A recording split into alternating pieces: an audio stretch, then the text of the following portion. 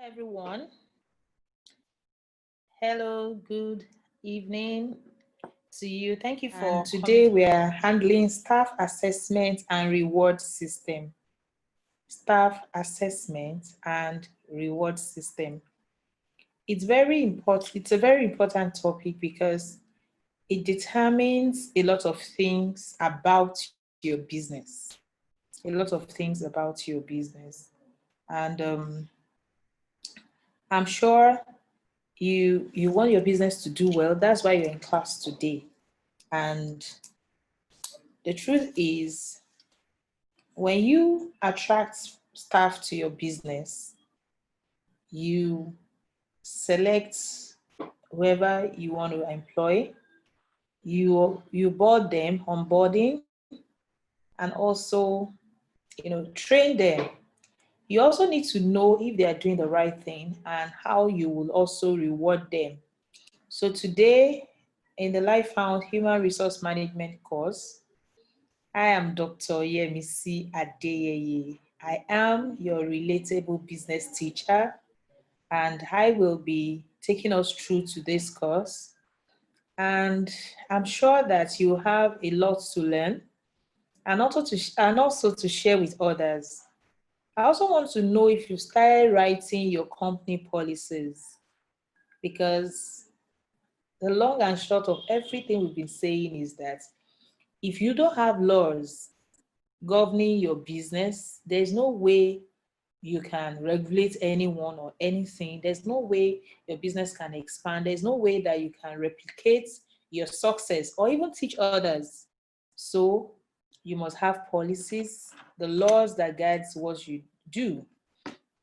And like I said, today is the day 4, and tomorrow is the grand finale. And by the grace of God, we'll have con- consultant Angelo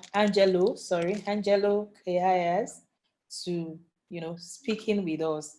I know some of you have been waiting. Oh, when will this man come? So he will come tomorrow.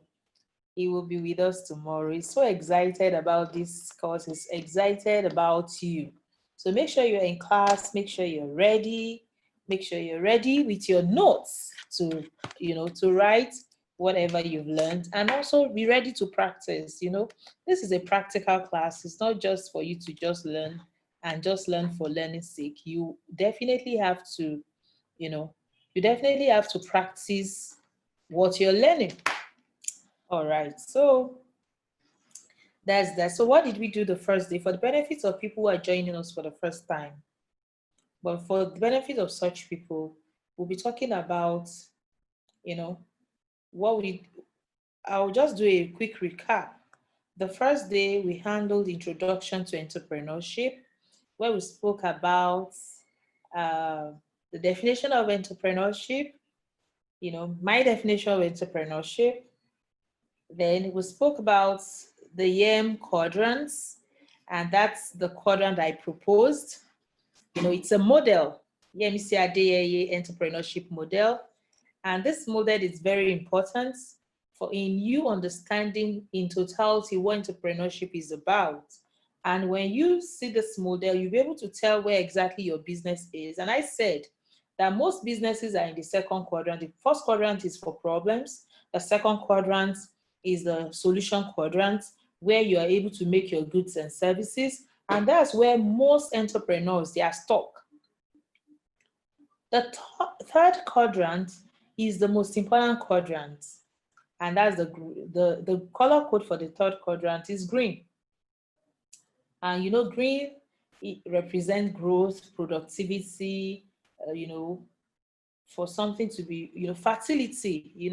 So that quadrant is the most important quadrant, and that quadrant is called the systems quadrant. It's very, very, very few entrepreneurs or companies are in this, small and micro companies are in this quadrant. And the reason for this course, or for this whole course, is for you to be in the third quadrant. Because in the third quadrant, that's where you have the peace of mind. Some of you started your business a long time ago. You can't go on vacation. some because they have not make enough money, some because they have enough money, but they still cannot afford not to be actively involved in their business. So you are glued to the business. In fact, some people said that for such entrepreneurs that are not in the third quadrant, that have not moved to the third quadrant, that they are just glorified, you know, employees of their own business. So I don't want that to be your own testimony, so that you can be the CEO that you say you are, and do the right things, have the policies in place, structure in place, so that you can grow personally, your staff too can do well. You will lead leaders, and people that pass through you, they will become leaders too. They will not just be followers. So that's why we're doing all this. And first day introduction, that's entrepreneurship. I also introduced human resource management towards the first day. Second day, we handled okay, throughout this course, I told us about the acronym A*STAR, and that's divisions of human resource management. So the second day we did with A and the S in the A*STAR, and A is for attraction. How do you attract the right kind of staff to your business? We spoke about what to do to attract them, to get the right people to look in the direction of your business. The second one, we spoke about the S. The second step is the S, that's selection. So we taught in this course, I taught you how you can select the right people. And the third day, which was yesterday, we spoke about how do you train or you blame your staff. Some of you have lots of headache because your staff are always doing the wrong things, you're always shouting, you are blaming them. But we concluded yesterday, at the end of yesterday, all of us agreed that training the staff will save you from this error, will save you from this headache. So train, train, train, and retrain. As you train your new staff called onboarding, you should train the whole staff too, and you should have policies around them. At the end of yesterday's course, which was the third day, my question to you was, do you have policies for your onboarding? Do you have policies for training? And I said to us that we should write the policies. And I kept saying it, and I'm going to say it again for the benefit of people who are just listening for the first time, that training should not just be a one-time thing. It should be over and over and over again. And when we train and retrain, it will give us peace. And training does not have to be done by us alone as the owners of the business. We can also get other staff that understands the organizational goals and policies and so on to also train others, and we can get consultants from outside to train others. So that's a recap of what we have done in 3 days. So today is the fourth day. I will be talking about assessment. So how do you assess your staff? Then how do you reward them? So that's what we'll be talking about today. All right. So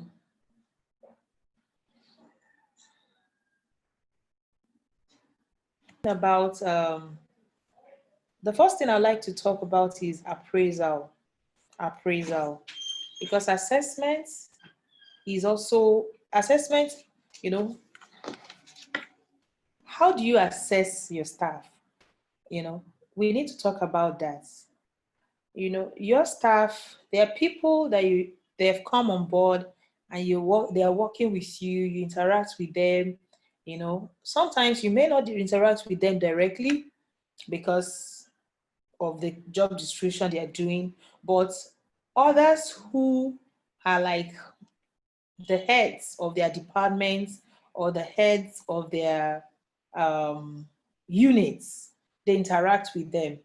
So you need to assess your staff, because when you assess your staff, you will know those who are doing well.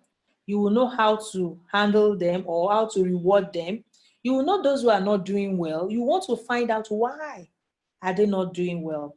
And don't forget, I said that the aim for us, for LifeFound Tribe, the aim for us is not to lead followers, but the aim for us is to lead leaders.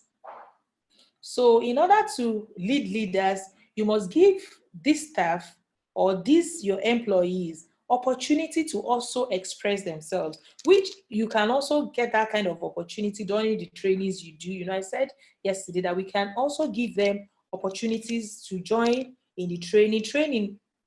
Some of the things they do, it makes them feel important, make them feel that, okay, they are also needed in that company. And we also spoke about buy-in yesterday. When you want to do something, you have to ensure that, your staff, you get their buy-in to make sure that they come on board with you on what you want to do.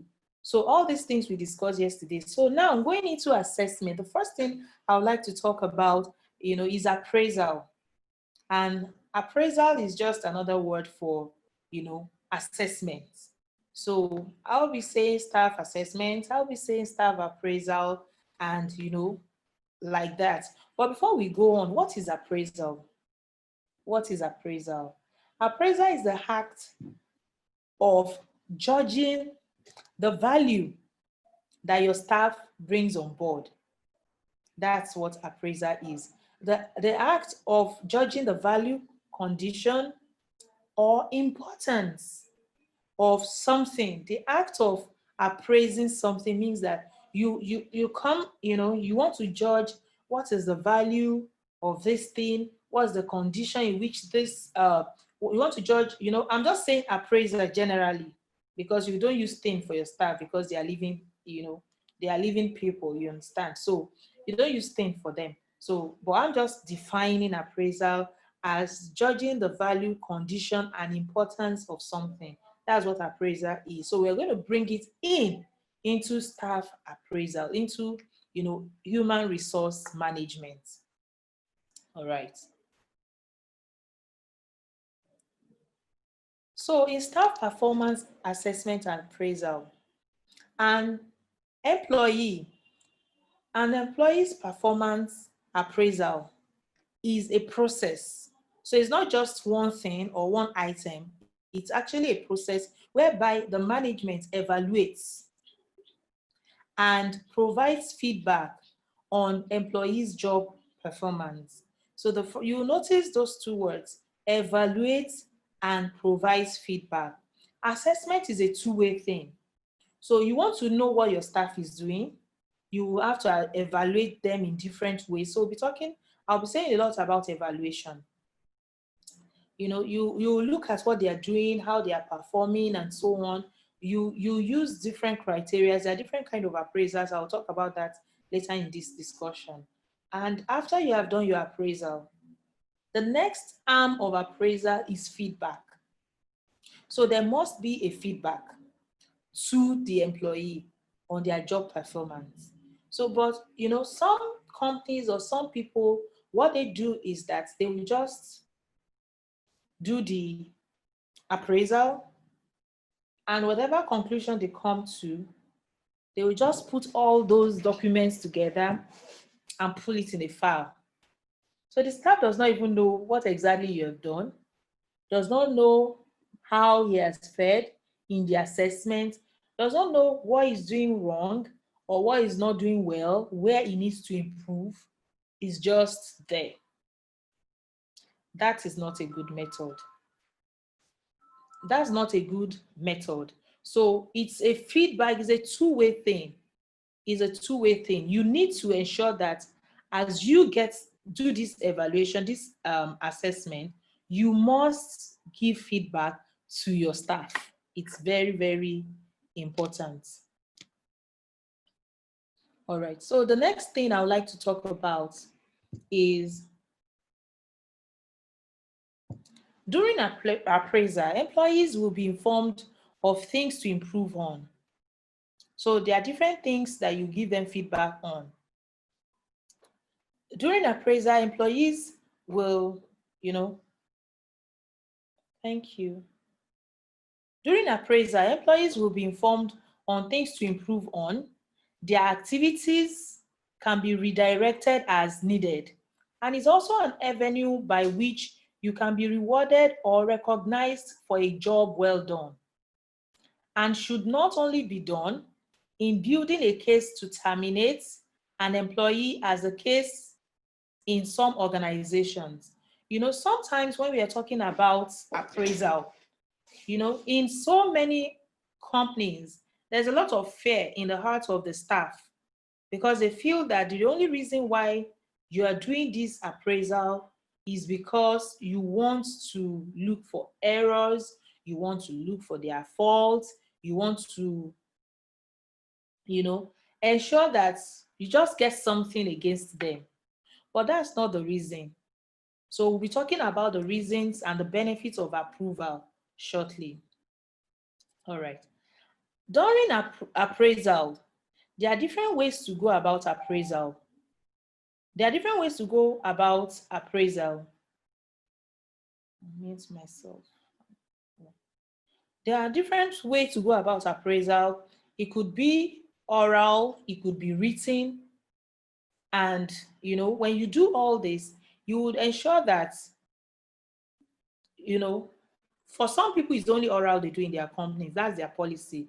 And some will do the mixture of the two. But it's usually better when you do the mixture of the two during appraisal to ensure that to ensure that you get the best out of the appraiser. You must have ways of assessing each staff's performance vis-a-vis his or her job description. Also assessing staff's soft skill. So during appraisal, so you're not just talking about, okay, just the job description alone.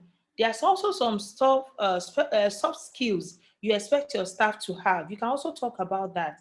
Maybe you have your administrative staff, maybe they are also in charge of front desk, or you have a department that is in charge of the front desk, like the receptionist, and you expect them to always be cheerful.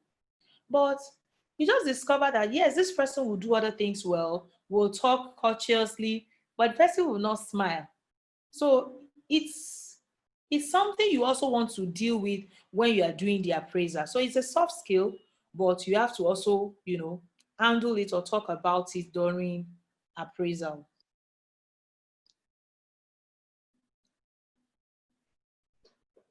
Sorry.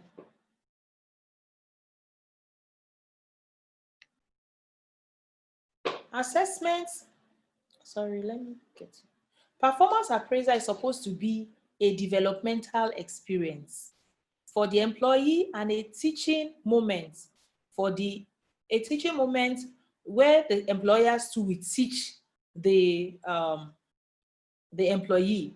So like I said, it's a two-way thing. You get information from your staff, then you give them feedback on what they have done. So as much as this is good for your staff, where they get to know how they have done so far, you also want to see, it's also a good time for you to also learn about what you two as management or as the owner of the business needs to improve on. Because I said that it's a two-way thing. So they're going to give you some, during the evaluation, they will let you know the things you need to know. But during this evaluation too, you also see where your own loopholes as a company, or as the owner of the company, or even as management, or the loopholes of their own managers, because sometimes you're not the one managing them directly. You have managers, or you have head of departments that are standing in for you. So because of this, it's a learning curve for both the employee and the employer. So if you're not doing it in your business, then you are missing out on feedbacks. You are missing out on improving these people that, we agreed yesterday that as business owners, to, as business owners, we are made to also be, people that make other people's life better.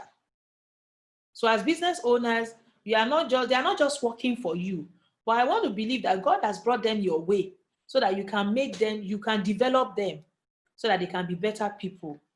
So it's a learning curve for the two of you. So if you don't know what is happening to them or where they are at any point, you will not be able to, help them or improve them. So there are benefits of appraisal. So one of the benefits of appraisal is improving the company's productivity. improving the company's productivity. So appraisal helps you, your company, to be more productive.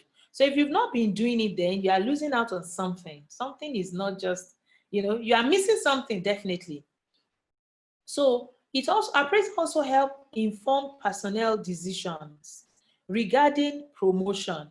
So by the time you do appraisal, you know the ones, the staff that needs to be promoted, you know the staff, and you know when promotion comes to, many times it comes with pay rise. And you'll be able to, know those ones that are due for promotion. In fact, even in civil service or government work, without promotion, without appraisal, you cannot go for promotion. So, and so it should be with, with us as business owners, as employers of labor, as entrepreneurs. So appraise your staff before you just promote them. Don't just do promotion because you feel like, or just, oh, this one is hardworking, let's promote this one. Oh, this one is not hardworking. Could it just be, it's just your own assessment? Could it just be that that particular staff is just trying to act up when you are around, and that other faithful, loyal one that is always doing the hard work just keeps doing the hard work, but you just feel that, oh, he's the one that is not working. But the one that is always, showing that I'm working is the one you see, and is the one you think you should promote. But when you have an appraisal system in place, you will discover that you will know what the truth is. You will know, because the assessment is not coming from just one person. It will have, different angles to it. We'll talk about that soon. So it's also, appraisal also helps you to identify what is required to perform a job. What are the goals? What are the responsibility that the job entails? You will understand it better. Then it also helps you to assess an employee's performance against these goals. This job description you have given this employee, is it performing according to the job description? The organizational goals, is the person working together with others to achieve these, or the person, when the organization is going to the right, the person is going to the left? So it helps you to really assess people objectively. That's what appraisal does. So it helps to work to improve it helps you to be able to work to improve employees' performance by naming specific areas that they need improvement in. So you will be more specific. You don't just be general, like, oh, all of you just be working hard. No, you'll be able to say, oh, Mr. Lagbaja or Mr.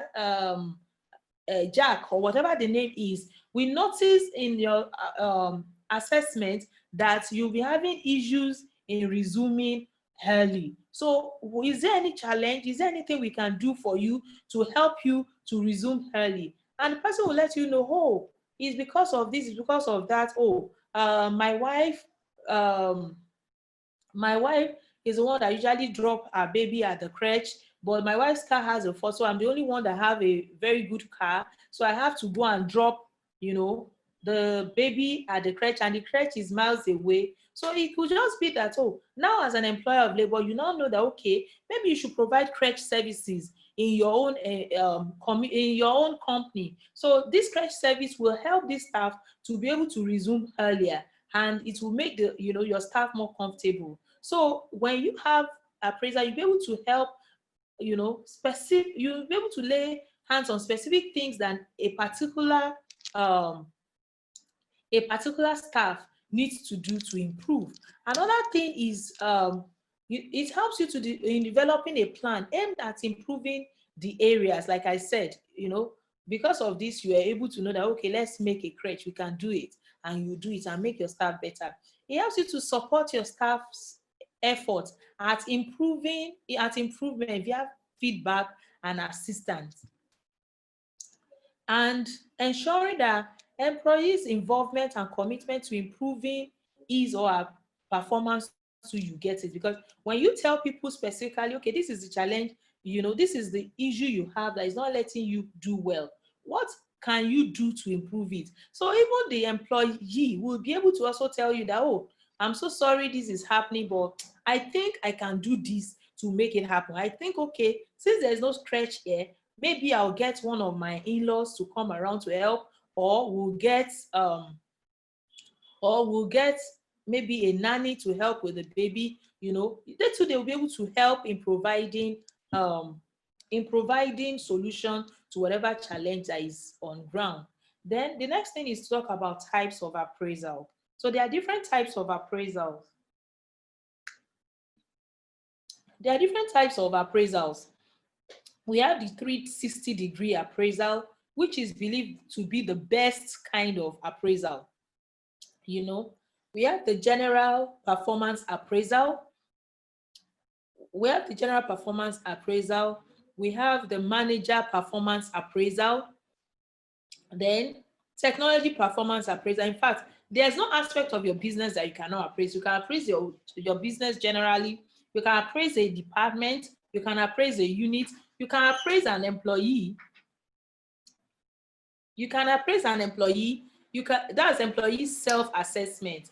And sometimes you can let employees, be the one to assess themselves.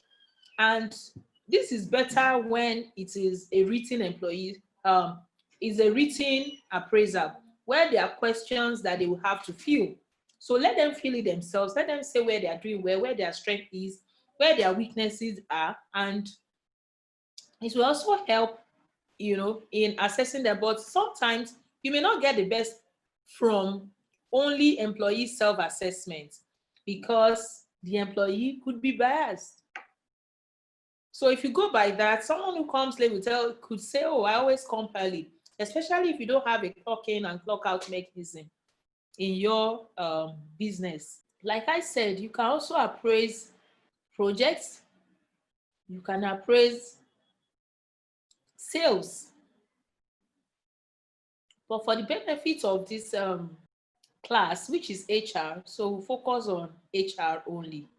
So like I said, so there are different aspects of your business that you can appraise, but the one that concerns the HR majorly is the employee self-assessment, manager performance assessment, appraisal, general performance appraisal, 360 appraisal. Then you can appraise individual staff too on different aspects of your business. And when you do these appraisals, it will help you, to know what you need to do, like I said earlier on. But the most important one, or the best one that you can do, is the 360 appraisal. And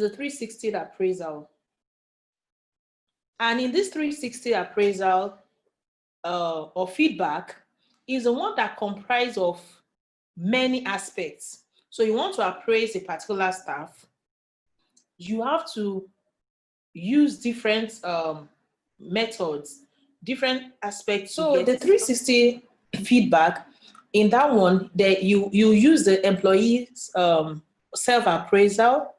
So you let the staff appraise him or herself. You understand? Himself or herself. Then the next one is the manager's assessment. Then the manager or the head of department, the head of department where the staff works too, they will also appraise the person. Like, okay, you want to find out, I said that appraisal could be oral or written, but I think the written will save you a lot of energy. And for those of you that you have staff that they are not always, in working directly in the office, doing oral appraisal may not be that convenient, but you can put it in a written form and share the soft copy or something to people so that people can also, all these other people that are involved, apart from the person you are praising too, they can also send their contribution. So you want the manager to let you know what is happening. The manager can assess the staff and give you a feedback to let you know that, okay, this particular staff, this is what the person is doing, this is what the person is not doing. When your staff knows that you have policy for appraisal, they will not misbehave to their superior, because some staff, they are notorious in misbehaving to their line manager or whoever is like their immediate superior. But when they know that this immediate superior, in the next 3 months, or if you're going to do it, then another thing about policy is that you need to also write another thing about appraisal is that you need to also have policy on how often you would do appraisal in your company. So when they know that when the appraisal time comes, this line manager will be the one excuse me, who is going to, this line manager is the one that will be the one to fill my assessment or evaluate me. So they will be well behaved, because they won't want the person to write the bad thing about them. Then another thing that is also important, another kind of evaluation you can also get during staff appraisal is peer evaluation. And when we are talking about peer evaluation, you mean that other other staff or workers that work directly with the person, you will also give them forms to fill about this person. You know, like I said, all these kind of appraisals, you can do it alone. Some people can just choose that in this company, we only do peer evaluation. So you won't evaluate yourself. Your immediate superior will not evaluate you. It's only your colleagues that will evaluate you. You understand? I have tried that before in my company, and that did not get me the result I want. Because, you know, in some clients, even when peers know that a staff is not doing the right thing, they don't want to be the one to talk. I don't want them to, even if you did not put name there, the fact that they will have to submit, even if you say it's anonymous, but something just tells them, they can still find out, so people were just giving everybody, oh, well done, thumbs up, when I knew that it was actually not so. As in, so, and that's why it said that this 360 appraisal is still the best. So you use different things to evaluate your staff. So you let them evaluate themselves, you let their colleagues evaluate them, you let their immediate superior to also evaluate them. Then another evaluation they can also get is external customers. Why did I say external customers? Because your staff, they are your internal customer, don't forget. You remember I said it, your staff, they are your internal customers. So that's why we are saying, so I didn't just put customers there. I said external customer, it's deliberate.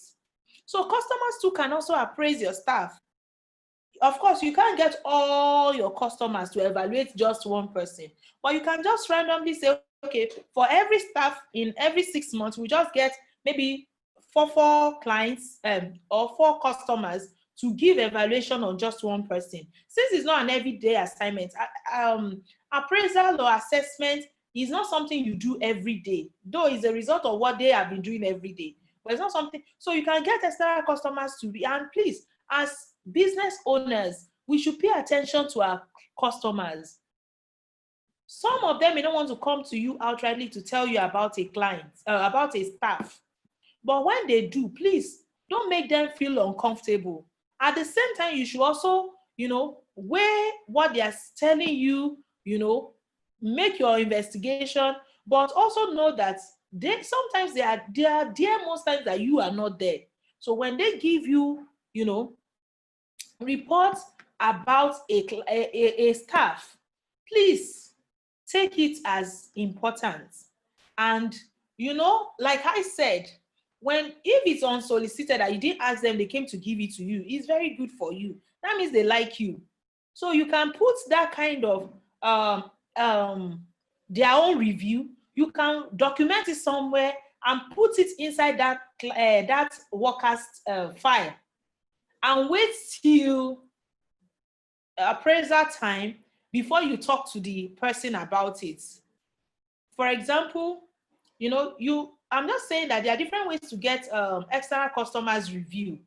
It may be active, like you call them, or when they come, you give them questionnaire to fill about a particular staff or one way. But sometimes they even give it to you without you asking for it. So when they give it to you without you asking for it, document it somewhere, keep it inside that person's file or under that person's name, so that when appraiser comes, it's part of the things you use to appraise the person. You can imagine if you have an employee that every of your customers, they're always saying nice things about that staff. It's worthy of paying attention to. If that staff is worthy of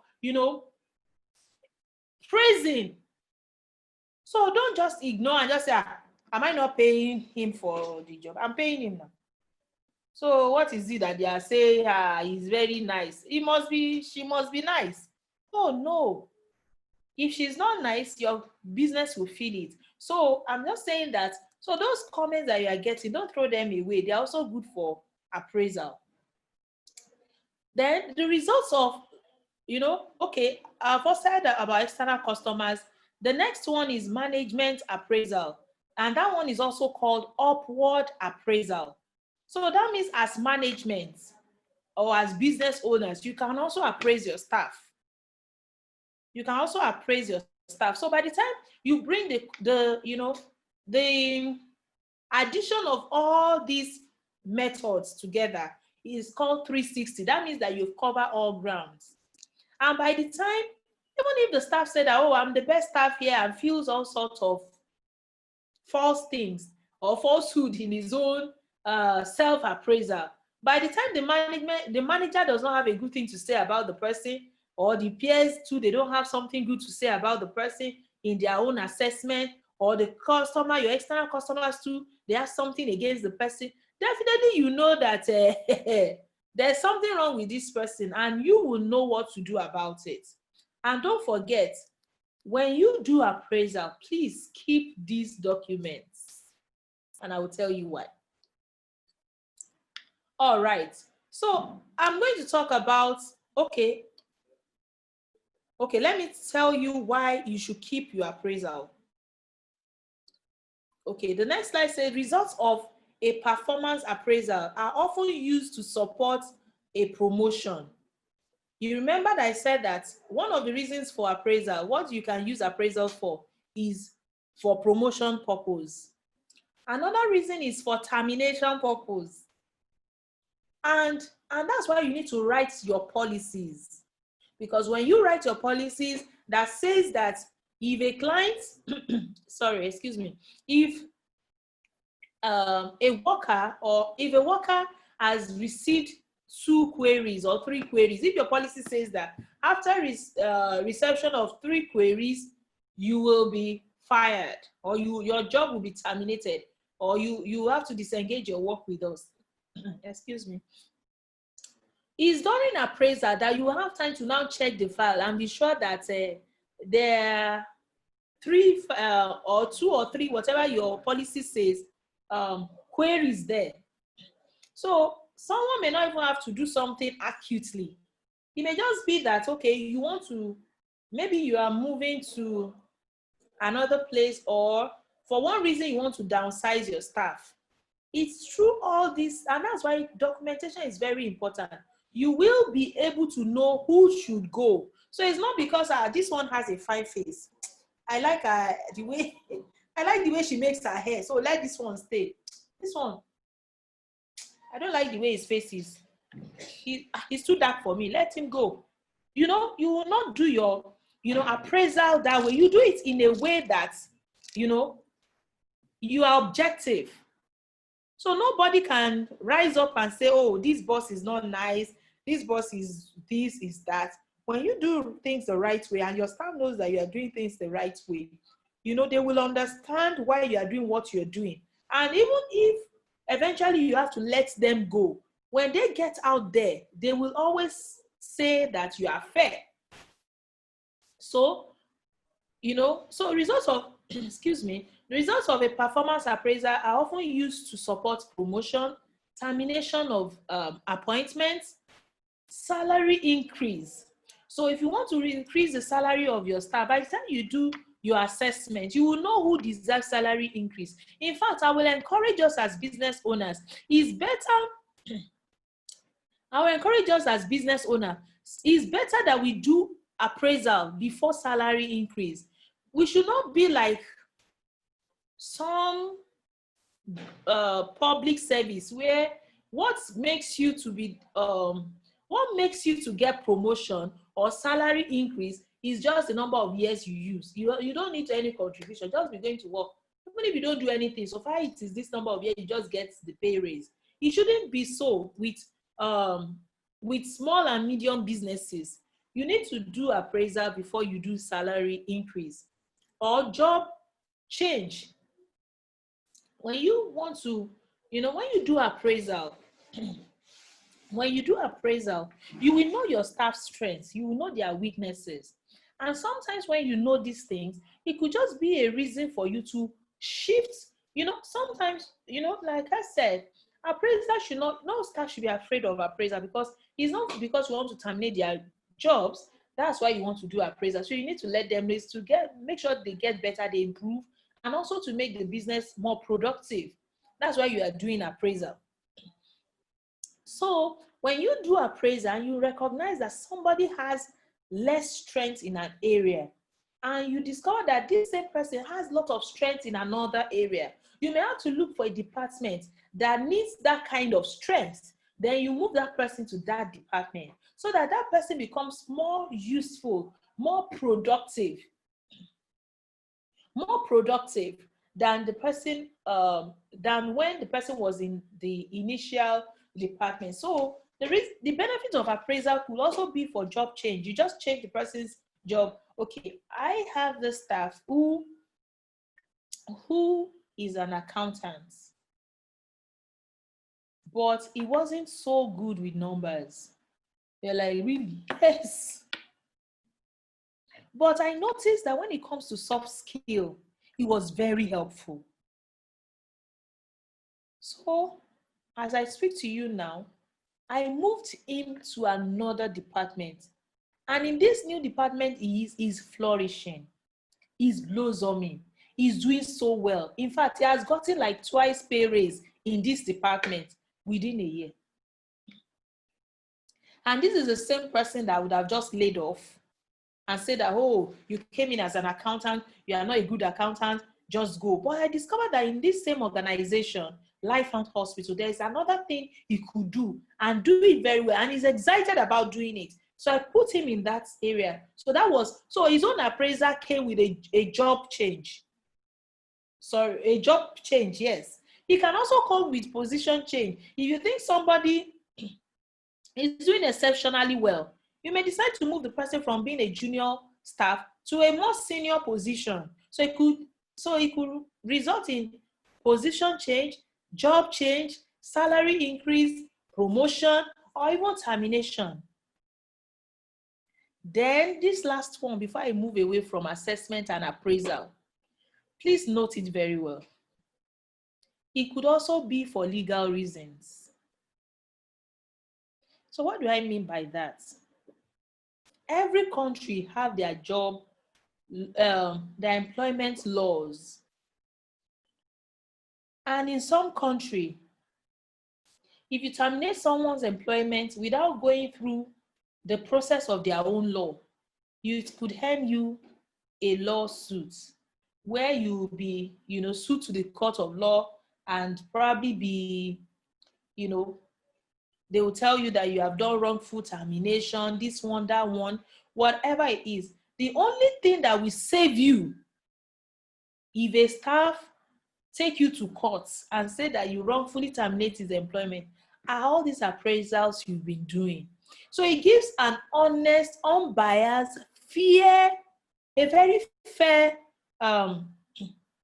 opinion on which you build your action. So don't forget, staff appraisal is not only for all the things we've said earlier on. It could also be your own saving grace. It could be the only thing that will save you from a lawsuit. So please, when you do all these appraisals, all the results, keep each each employee's own in his or her own staff file. So those are the things that will be in the staff file. I hope you now get what I'm saying. All right. So I would like to go to the next point, which talks about reward. Rewards and remuneration leads to staff motivation and retention. It's one thing for you to have your staff and you want them to, excuse me, and you want them to stay long. Yes. When you want to take a staff into your business, when you want to attract and employ, your staff into your business, one of the things that most staff looks at is, oh, they are paying a lot of money in that company. Wow. I'd rather teach in that school. Oh, they pay their teachers very well. And Who doesn't like more money? I like it, and I know you do too. We love money, rewards, and remuneration. You know, it leads to motivation. So staffs are motivated. They want to work because there's reward, there's remuneration, money. And, when there's reward and remuneration, your staff, they will be motivated and they will be with you for longer time.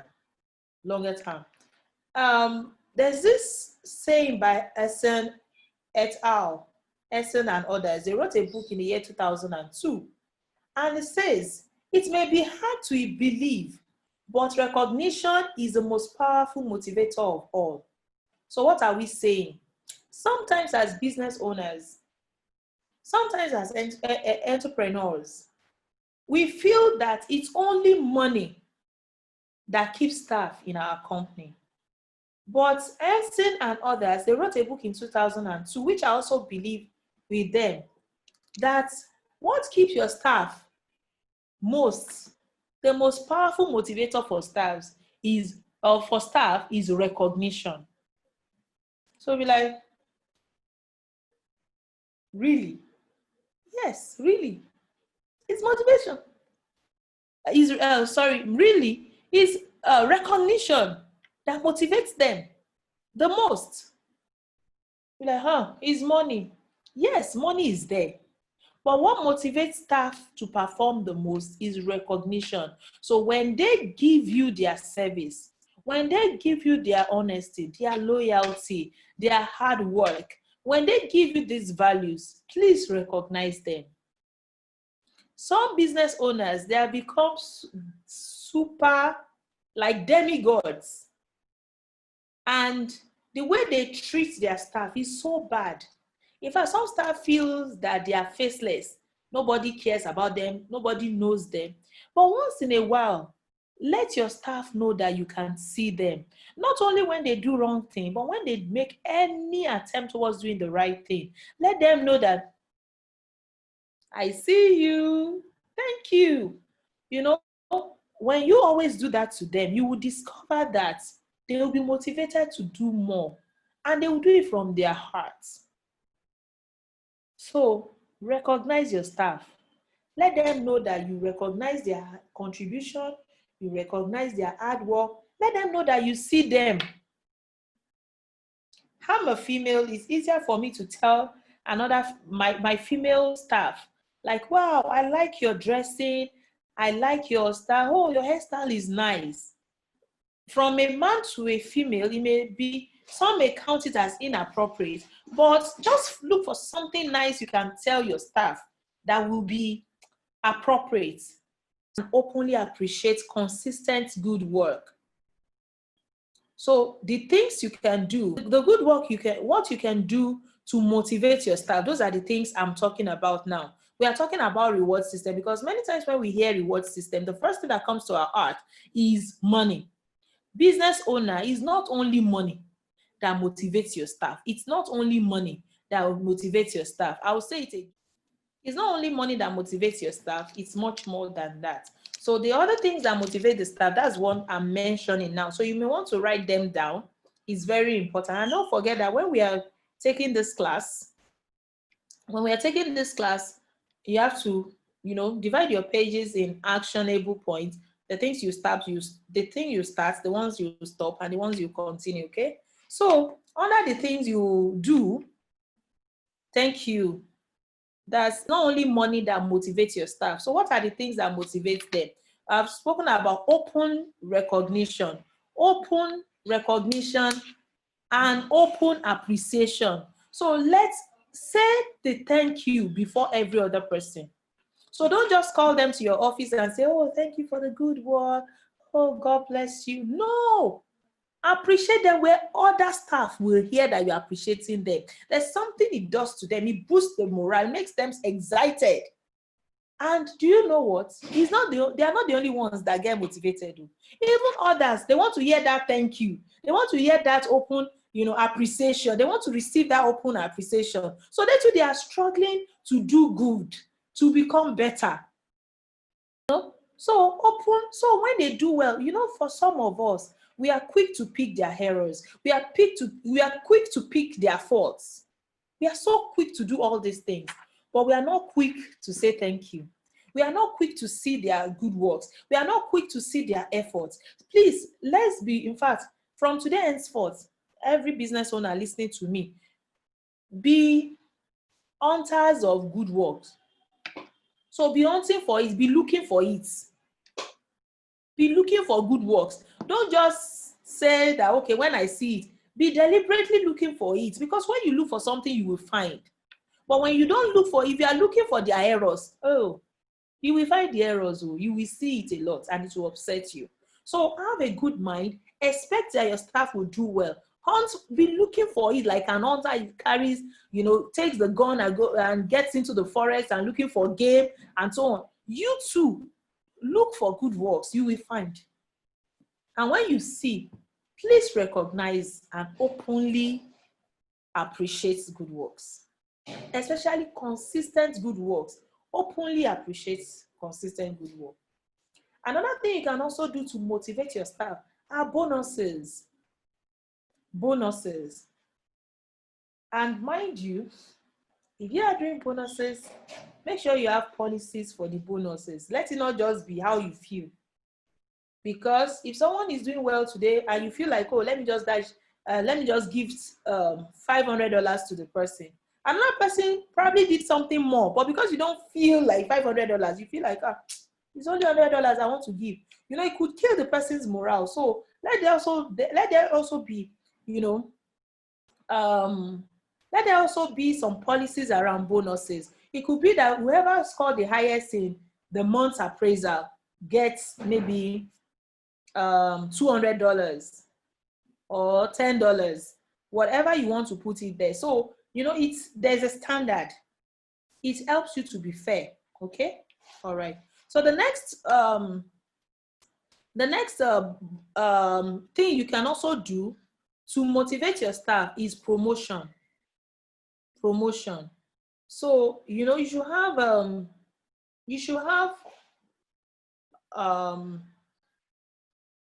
how do I say it now? In your business, you should have this ranking system. You should have this ranking business system in your business.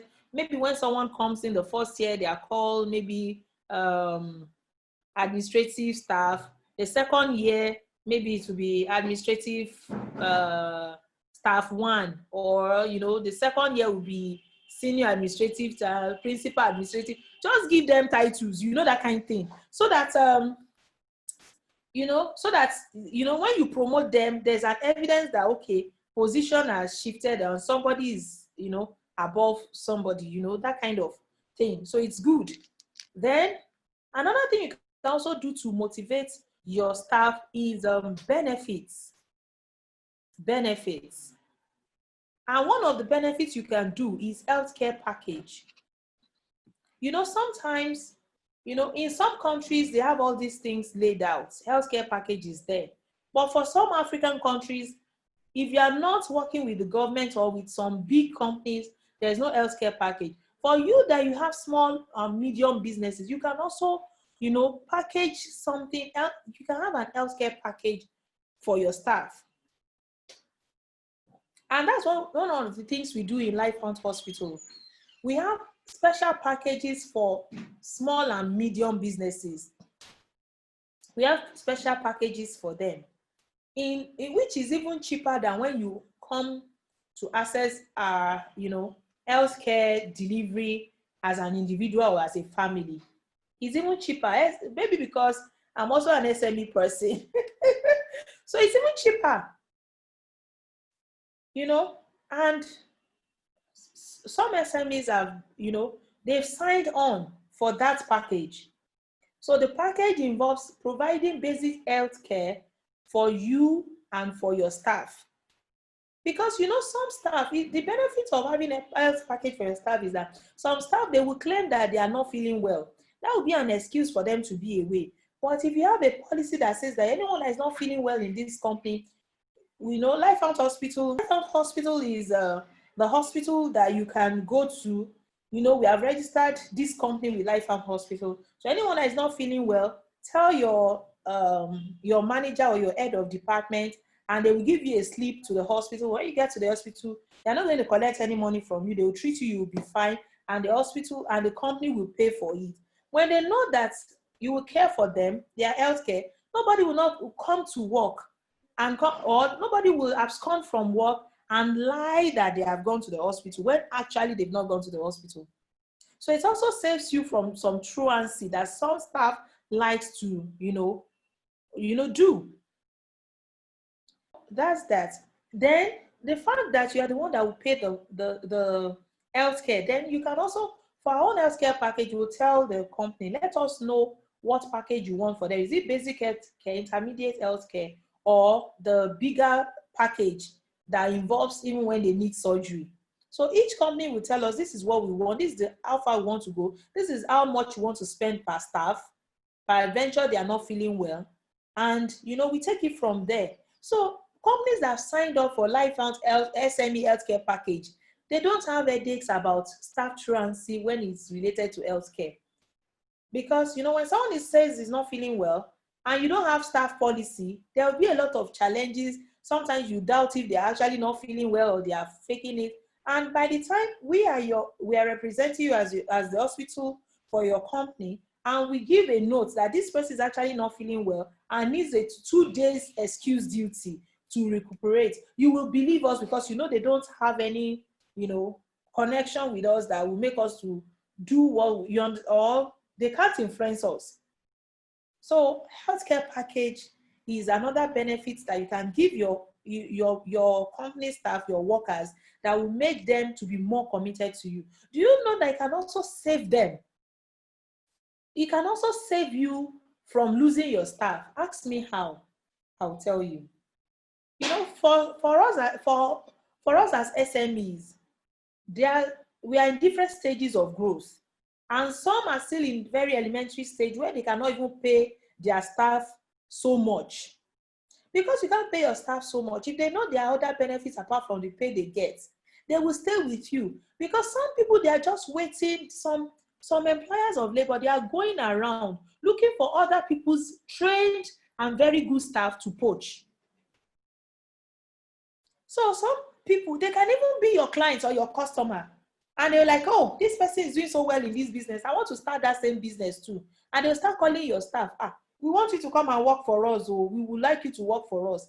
How much is your boss paying you? Oh, my boss is paying me this amount of money. Oh, don't worry, we'll add X amount of money to it, and we'll treat you better, just come. Some staff will say no, because they know that what they benefit from you is much more than just salary.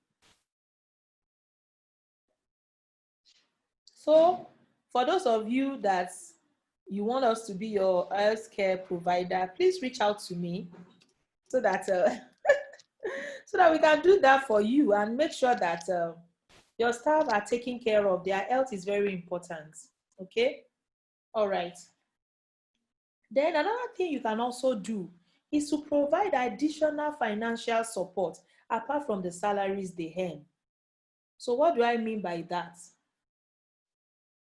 In your company, you can create like a small cooperative where your staff, they can together raise funds among themselves and also pay back among themselves, and make sure that in case someone has need for emergency funds or another financial support, they can use that pool to sort it out. When people know that in this company, they can easily have access to funds when they have like emergencies, they will stay with you longer. And don't forget, there must be policies, there must be rules guiding all these things. If you want to know how to do it, if you want me to support you in this area, I'll be willing to consult for you in these areas, because this is things I've done. And I'll let you know this. My business clocked 8 years, June this year, and I have staff. Many of my staff have worked with me for like the whole 8 years. Is that not fantastic? And I'm not doing the kind of business that you come in the morning and you close in that same day, and you close the office totally that same day. I run a hospital, so we're always open 24/7. So these people have been there for years. Years. Years. In fact, I was shocked when one of even the very senior, one of the doctors were like, oh, this is my 50 year. I was like, really? And this guy is doing well. I'm not saying I'm not paying well. Of course, I'm doing my best as a company. When I say I'm saying I because I'm the one that runs the business of the business. My co-founder runs the technical part of the business. That's another topic for another day. Because as a CEO, if you are the one doing the day-to-day operation of the business, you will not be able to do your CEO work very well.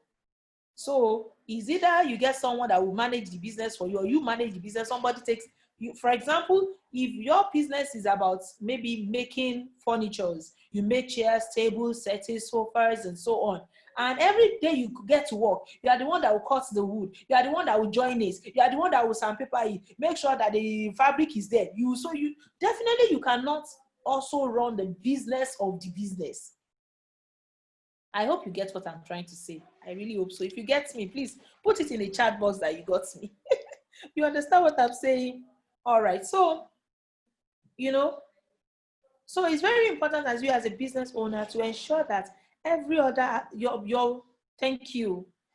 It's very important that you focus on managing the business, managing your staff, so that, and let your staff do the operational part, or if you have a co-founder, is very good for you. There are so many courses we are going to do in this LifeFound. I'm tempted to say business school. It's actually a business school, but it's not the conventional business school.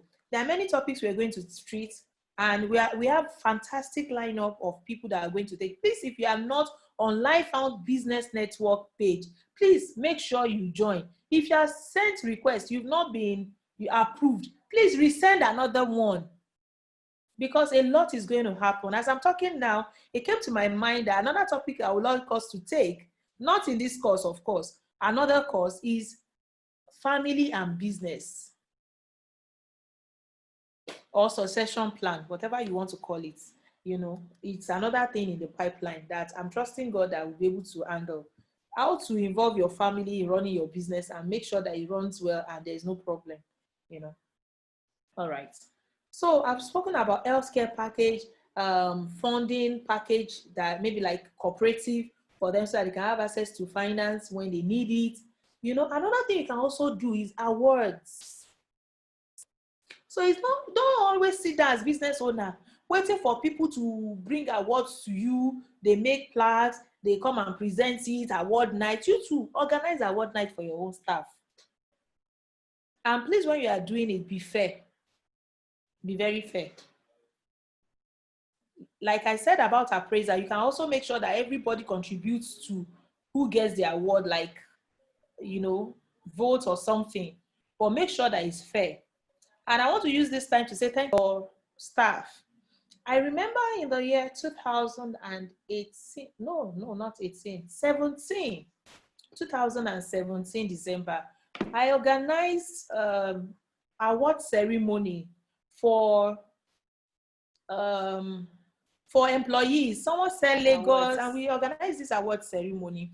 I didn't want to keep that to my business alone, so it was a very big award ceremony where we invited other companies and we told them, send in 2 of your best staff for the year, and we gave all of them awards. You need to see how people were looking forward to that. People were so excited. It was like a gala night, a very official dinner, everybody looking prim and prompt, very beautiful. And we gave certificates to staff who did well in our company and in other companies. In fact, something great happened that day, because the best staff in my own company got a cash award from the CEO of another company. Is that not surprising? I don't know if you get what I just said. CEO of another company gave the best staff in my own company cash award on that day. And that cash award, the value as at then was about $500 or so. as at then, that was the value then, as at then, about $500 or some $500. And and what did that CEO said to me? He said to me, he said, I've been to your hospital. No, not like I've been to your hospital. You did an outreach in a community, because Lifehound Hospital, we're also big on outreach. Lifehound, we have Lifehound Foundation, so we do outreaches on health issues too. So we did one health outreach to one remote community. That he was at this outreach. He was at one of he was our main partner that even sponsored that outreach. He said he was watching this particular staff on that day of outreach. She did not say that she's a very top staff in the company. She was working tirelessly, coordinating people, doing a lot. That I was just watching her from afar. That of a truth, she's the best staff. So he gave her cash on that day. Me that owns the company, they did not give me cash, but they gave my staff. So, you can imagine how excited this staff will be and how motivated others will be to also be good staff. So, just from award though, it was a cardboard though. You know how award certificates are, like some of you want certificates now, something like that. That was what we gave. Ours did not even come with cash, but it was another person that was looking and watching from outside that gave it. So please motivate your staff. So the next one is letter of recommendation for good performances. Dear business owner, as you are quick to give query, written query, be quick to give letter of commendation too. So be like, hey, it's not even ceremony or certificate. Yes, just normal paper. Type it on it that you recognize this person's contribution. Thank you for doing this. Let it titled letter of commendation. You can never tell what you are doing, because some people, they are going through a lot in their lives already and they need little encouragement. So simple things like that motivate staff. Now that you are wondering how my business can be 8 years and I have someone that has worked with me for 7 years. I have someone that worked with me 5 years, 6 years, 6.5 years, 7.5 years. And you're wondering, how am I doing it? And I'm not a government establishment. That is how I'm doing it. So you have gotten the secret. I told you I'm a practicing entrepreneur and you will enjoy my class. I will not just come and read book and come and tell you. I will tell you what I'm also doing. Because if it's working for me, I know it can work for you. It's my joy that your business do well. It's my joy that your business is sustainable. It's my joy that you grow, you expand. So that next time we are doing book talk to South Africa, I just say, madam, don't worry, I'm signing you a check of I'm signing you a check of $2,000. Just use it as your BTA or something. All right, you must do well. We need you to do well, okay? So the next thing on my slide is job satisfaction makes staff stay for a long time in an organization. Please listen to me again. Job satisfaction makes, please, you can type it, please type it, job satisfaction makes a staff stay for long in a company. Job satisfaction makes staff stay for a long time in your organization, in your company. Job satisfaction. So what makes staff stay long with you is called job satisfaction. Have you seen where a staff is paid a lot of money? Like maybe in that area, you are the one that pays more than others, the most. And a staff will still come and write resignation letter. And you are in a fix like, somebody help me. I don't know why. I paid her a lot of money. I'm paying him a lot of money. But how do you make them feel in your space, in your work, in your company? How do they feel? So it's not just about the money. I have said it over and over again in today's staff assessment and reward system class. It is not only money. Yes, money is good. Let's strive hard to, work hard to, let's do our best to pay our staff good salary. Let's do our best. They need the money, yes. But I'm just saying that for small businesses that are still growing, you should pay maybe $1,000 or 500,000 naira for this kind of job, but you don't have it now. But there are some things you can do that will make the person feel more comfortable with that sub salary or reduced salary that you are paying him or her. And that's what I'm saying. So job satisfaction makes staff stay for a long time in your organization. One of the few things that improves job satisfaction, I'm going to say it to you now. So please take your pen, take your device and write. Don't forget to buy my book, because all these things I'm teaching from Monday till tomorrow, all the things I taught last month is one chapter, and I taught it for almost 1 month. All the things we have been teaching from Monday till tomorrow is just a chapter 2. So you can imagine how loaded this book is. Please, I'm not saying it because I want to make money from it. Of course, it's my desire to make money from it. But I'm not saying it. I'm saying it over and over again because you just need this book. It's your entrepreneur's guide. It's a keepsake book, a book that you buy, you read, you digest. You don't want to lose it because you always refer to it. In fact, it's like Entrepreneur's Bible, if you want to call it that way. Okay? All right. So one of the few things that improves job satisfaction, I'm going to list some of them to you. You too, as you do your work and trust God to lead you as you do what you do, you will know more things to do that can make things better. One of it is employees' ability to improve their personal development. So what am I saying in essence? I'm saying that one of the things that make a staff to stay longer in your workplace is when they know that their own personal development is improving. For example, someone comes to your business, they don't know how to dress, they don't dress well, but by the reason of being in your organization, the way you make them feel comfortable and say, this green tie will go better with maybe a black suit and a white shirt. You don't make them feel like trash.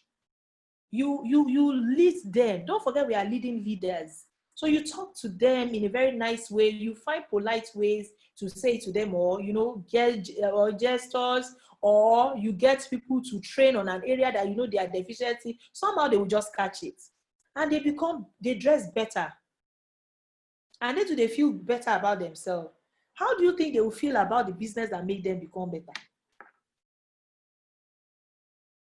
They'll feel good. Or maybe some of them join your establishment, their English is not so good, and that's your mode of communication in your business. And you now look at it, okay, what can we do to help this one? You now say, I forwarded one link to you, Mr. Lagbaja, have you seen it? Maybe it's just 5 tips on how to speak good English or something. Let them show that you are interested in them. So when they know, okay, last month, did I say last month? Last month. Last month, every of my staff in every department, including those ones that does not even speak English, I made sure that they attended a course each. Of course, we chose the course that each department will do. So for those who are in nursing unit, they will do maybe patient hygiene and something. I can't remember all the topics now, but I'll just give you an idea. Maybe those in admin and they're in charge of front desk, we gave them customer relationship management and something. Those in accounting too, they have their own. So we chose the topics for each department and we asked them to do it. We did not say do it alone. Some of them complain that they don't have data. We ensure that there's data 24/7 in the hospital, so that they can use our customers too. If they want, they can use. We can use it. Do you understand? It has nothing to do with their job description, what I'm asking them to do. But I just want them to be better people. Whatever certificate they get out of it, is it my certificate? No, it's theirs. Sometimes we don't want to develop our staff because we feel when they are developed, they will go away. It's not true. When they are developed, they will love you more. Even if at the end of the whole thing, they have to go away, they will not forget you. They will not forget your company. So when you take care of their personal development, you make sure they are better. They will like you. They will like your company. They will be there for longer time. Another thing, apart from money, personal development, that makes staff to stay longer in your establishment is company structure.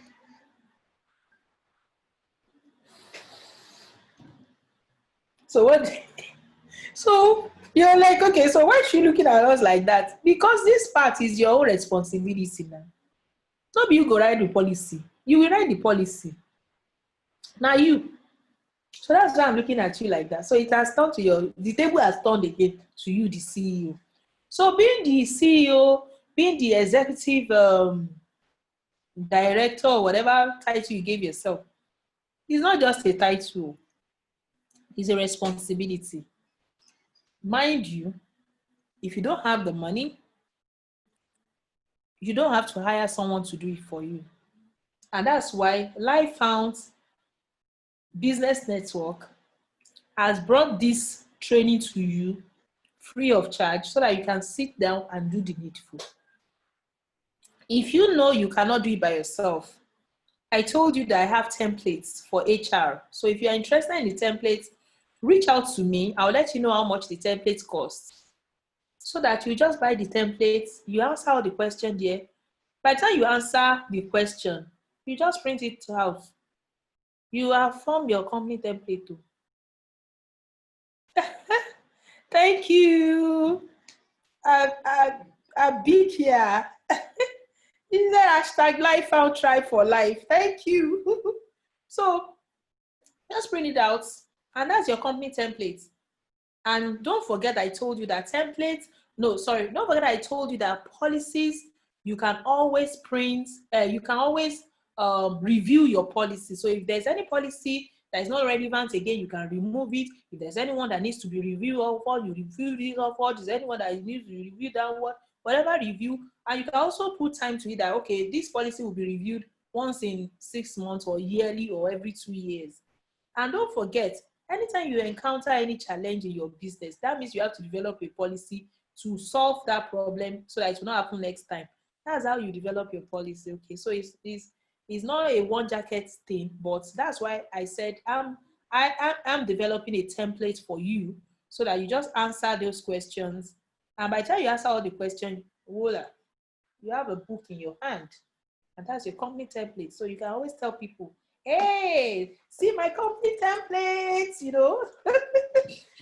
But it's not just to show you people. You can keep it in the workplace so that your staff, they can always read it. You can use it to do the training and retraining, always talking about the, you know, policies and so on, so that they will know what to do and how to do it and so on. So you see that when you have a very structured business, people will stay with you for long.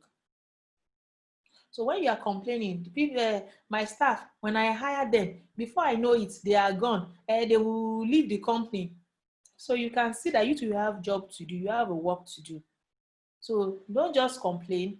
Make sure your company is structured, because one of the top things that makes staff to be retained in a company, that hates staff retention for a long time, is company structure. When staff knows that, okay, this is how they want us to do, this is what they want us to do, they don't have to second guess, they don't have to check your emotional feeling for that day and know what you like, what you don't like. It's already documented. So even if they don't want to, you know, all they need to do is just to follow what is written. A, open the door. B, sit down. C, stand up. 4, you know. D, smile. So tomorrow, when we meet tomorrow, by the grace of God, we'll talk about how you can develop your own policy. I just pray that time will give us the you know, we have enough time to take two speakers because I would love to speak, and Angelo will definitely have to speak too. So we're having Angelo tomorrow. I'm so excited. All right. I'm about to round up this class now, so I'll be dropping some of my own parting advice and words to you as a business owner, because this is Business Owners Boot Camp. It's our boot camp, okay? All right. Or for those of you that are aspiring entrepreneurs, you will soon join our league. So you need to know. I'm blessed that you are learning these things now, because many of us, we got our hands burnt, severely burnt before we know the right thing to do. So happy are you, joyful are you, blessed are you. If you are not started, you are just about to start, and you already know so much. Wow. Congratulations. All right. All right. You and your managers' leadership characteristics is also very important in improving your staff retention. I hope you heard that. Drop it in comment section. Let's see it. So what am I saying? Your leadership characteristics, your leadership traits. That's how we are treating tomorrow. Your own traits, leadership traits. Your managers, leadership traits, because sometimes you are not the one leading people directly. You have line managers, you have head of departments, whoever is also acting like a boss over them. The person's leadership skills too could also be the reason why they will stay or they will go. I once had one head of department that worked for me. And this lady, you know, her traits was not so good with handling people. She can be friendly, but sometimes she's just too strict. Now, even me, the company owner, I'm wondering that, take it easy. It's not, so everywhere will just be, heated up. The atmosphere will just be so hot. Everything is, at the end of the day, we just have to let her go. Of course, we followed policy. We have to let you go. Write your disengagement letter, blah, blah, blah. And we follow the policy. But I'm just trying to tell you that if you have good leadership traits, or people that you chose to represent you, leading others, coordinating others, managing others, they don't have the right leadership traits, it could also make good staff to leave. So you have to also make sure you train your managers well. If you're a school owner, train your headmaster as well. Train your head of schools well. It's very, very important. All right. Lead your staff with empathy. That's another thing that will make them stay long. Did you hear what I just said? Lead your staff with empathy. And what is empathy? There's a difference between sympathy and empathy. Sympathy is when you see something has happened today, say, sorry, sorry. And it is not more than sorry. You have not done anything actively to help. But empathy is when something happened to someone, you actually, sympathize with them, but you go beyond just sympathy by doing something to help. So empathize with your staff. Empathize with your staff when they are going through something. So instead of you just backing, I'm sorry to use the word backing, because sometimes some actually back. You don't back, but some do. Instead of us to just say, he came late, just give the person query. You may want to call the person, even if the policy says give query, you want to call the person and like, what happened? You don't usually come late. What happened? Why are you late today? And the person will say, this happened, that happened. So sorry, I never knew. Wow. On my way to work, I was on a bike and I had a minor accident. There is no cause, but I had, I was a bit destabilized, or as I was coming to work, walking by the roadside, there was a, maybe pothole or something, and dirt splashed on my dress. I have to go back home to change or something. Just listen. Show show empathy. Let's not be that because you love your business so much, you just treat them anyhow. You don't even care if whatever happens, so far they just do the work. No, we should not be that kind of leaders. Because when you lead people that way, you're also breeding wrong people that will also do similar things to others. So let's be nice, let's be kind to our staff, let's pay it forward, okay? So that they too can be nice to people coming. Is that okay? So empathy, lead your staff with empathy, but also be firm. But also be firm. You can only be firm when you have policies. You can only be firm when you have policies, because they know that, okay, this is the right thing to do. But when you don't have policy, everything is in your mind. You are the alpha and the omega of the business. They must crack your head open. You must be physically present before they know what to do. That is not good. All right. So lead yourself with empathy, and also be firm and adhere to. Sorry.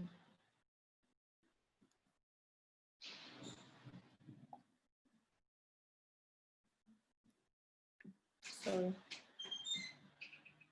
All right. Lead your staff with empathy, but also be firm and adhere to your policies. So fairness is seen in your dealings, and you will earn their respect and not force it out of them. So treat them with empathy, be firm. You too adhere to policies. I said that policies does not only bind employees, it also binds employer. So adhere to your policies. So fairness is seen. So let people see that you are fair. Don't be the only one that know, I'm fair. No, let others too know that you are fair. Okay? When they know what the policy says and they read it, what you are doing is in line with the policy. They know that, oh, is what they wrote that she did. She's fair. So even though that you are the owner of the business, your staff must feel that you are a fair person. It's very important. Thank you, Mayokun, for the feedback. So fairness is seen in your dealings, and you will earn. Yes, thank you, Temitayo. You are not exempted from your policies, true. And seen in your dealings, and you will earn their respect. So if you feel, some of you feel that your staff, the only reason why they are maybe tolerating you is because you pay them salary. They don't respect you. Start doing these things that we've spoken about, we have discussed with us today. Start doing them. You will see that you will earn their respect. You will not force them to respect you. You will earn their respect. In fact, they will overdo it. It will be like, oh, no, it's okay. Don't worry, I'm fine. Don't worry. Don't help me carry my bag. It's my fashion bag. I can carry my bag. Because you earn their respect. Is that okay? So we need to be fair so that we can earn their respect. I said it earlier on that financial remuneration okay, I'm going to say this. I've said it earlier on that financial remuneration is not the only thing or the major thing that even keep people in a workplace for a long time. It's more. And I'm going to end with this parting chart. I've said about fairness. Another thing I want to say is that financial remuneration may attract the right staff. Like they know that, okay, if I work in this cake making company, they'll pay me like $1,500 in 2 weeks. I would love to work there. But when they, that attracted them to come to your business, the financial remuneration.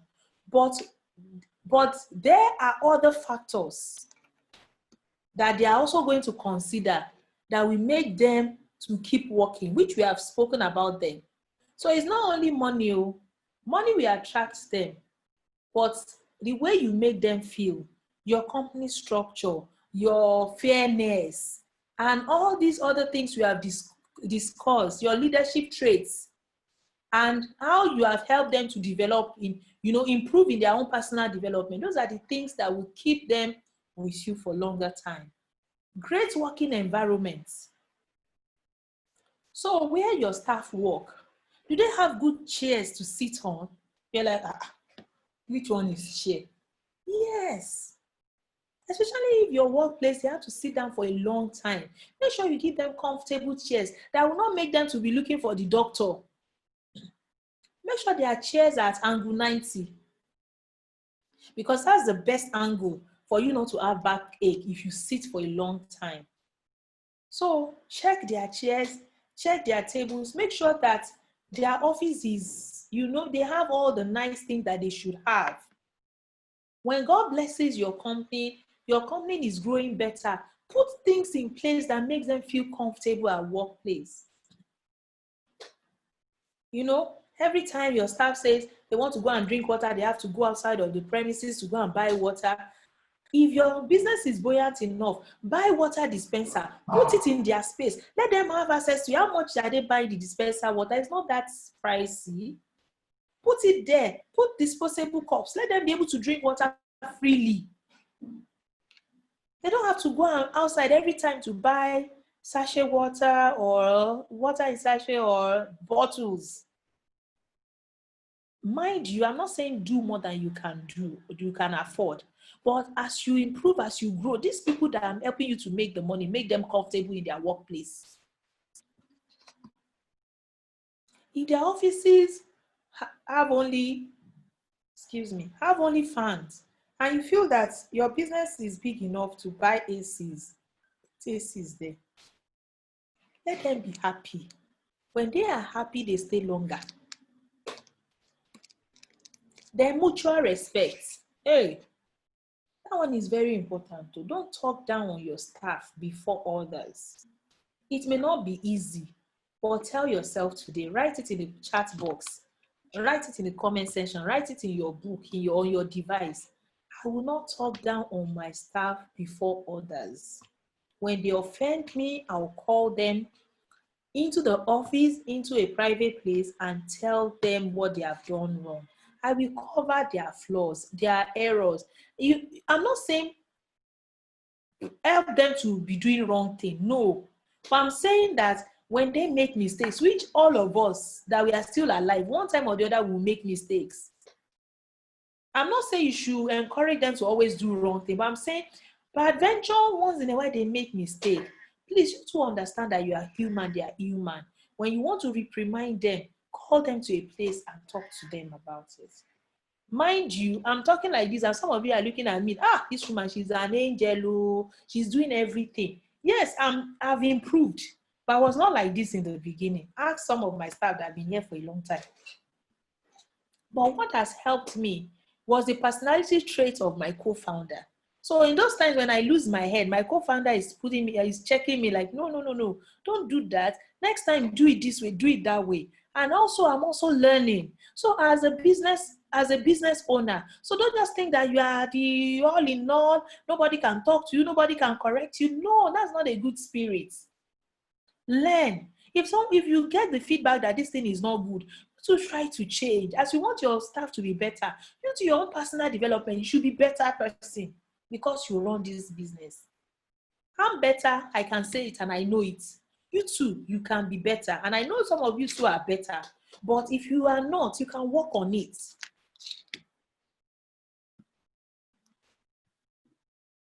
Another thing is mutual respect, like I said. Respect them. You expect them to respect you, well, you too respect them. Whatever mutual respect means, practice it. Appropriate tools and equipment.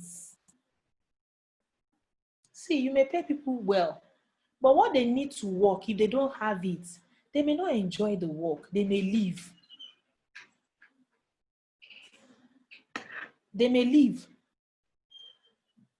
So make sure that whatever they need to work with, you have employed them to do IT work. Make sure they have good computers, fast internet, enabling environment to work.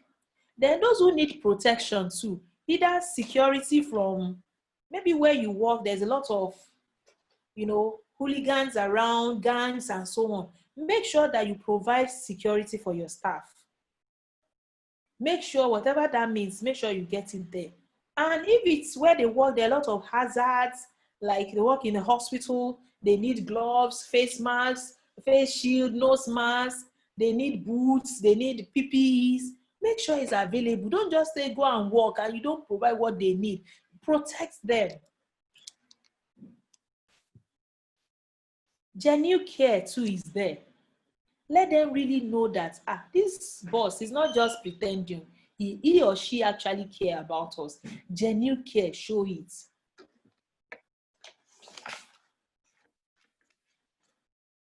Oh. All right. Genuine care. I'm almost done. I'm almost done with my presentation. My co-host wants me to share slide. I'm so sorry. We had some issues with sharing slides today, but we'll work on it. Tomorrow will be better, okay? Thank you. All right, so reward for excellent contribution. When people contribute excellently, there are sometimes that your staff, they're the ones that will bring ideas to you that will make you make more money. Openly appreciate their contribution. Tell them that they have done well. Appreciate people's excellent contribution. It could be an idea they will bring. It could be an advice. It could be help. It could be anything. Please appreciate it.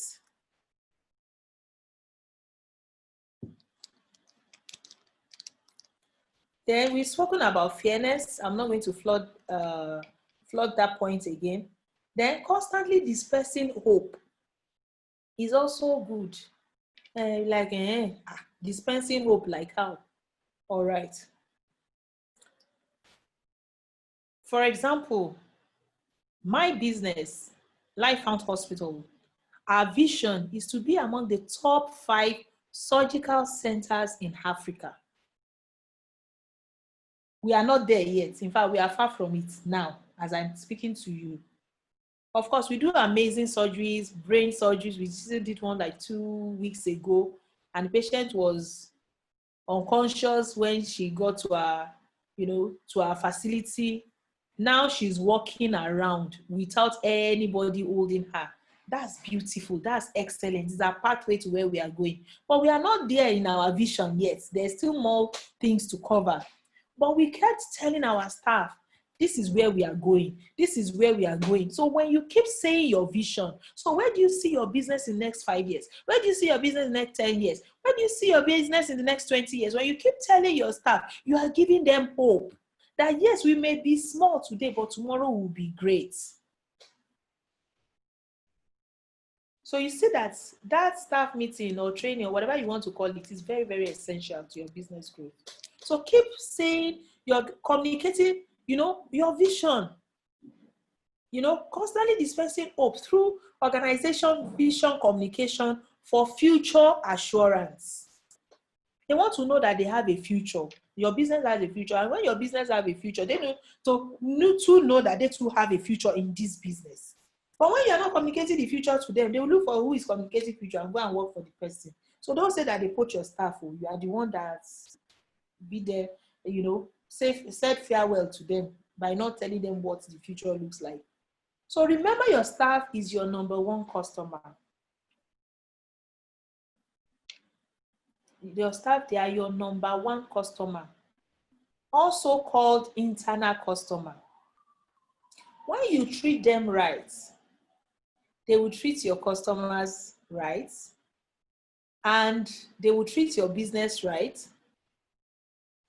They will treat both your customer and your business. They will treat your customer right. They will treat your business right.